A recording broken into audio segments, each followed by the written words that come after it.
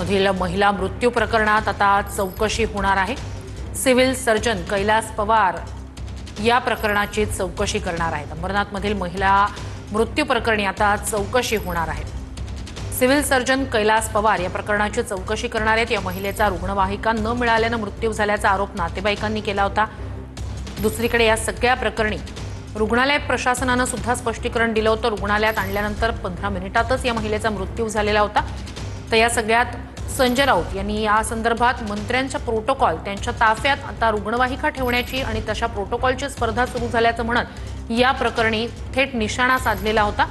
आणि आता या सगळ्याच प्रकरणी आता हा मृत्यू नेमका कसा झाला, या महिलेची नेमकी त्यावेळेची प्रकृती कशी होती, या मृत्यूमागचं नेमकं कारण काय, या सगळ्याच बाबत आता सिव्हिल सर्जन या प्रकरणाची चौकशी करणार आहेत।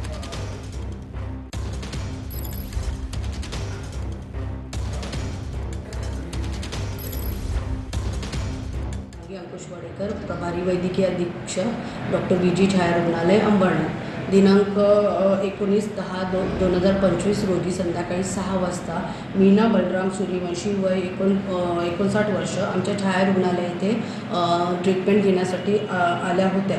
त्यांची प्रकृती खूप चिंताजनक होती। आमचे ऑन ड्युटी डॉक्टरांनी त्यांना तपासले। त्यांचा पल्स, BP, ऑक्सिजन लेवल हे खूप खालावलेले होते। त्यांची तब्येत खूप चिंताजनक होती। त्यांचा लगेच ECG काढण्यात आला। ECGमध्ये खूप चेंजेस होते।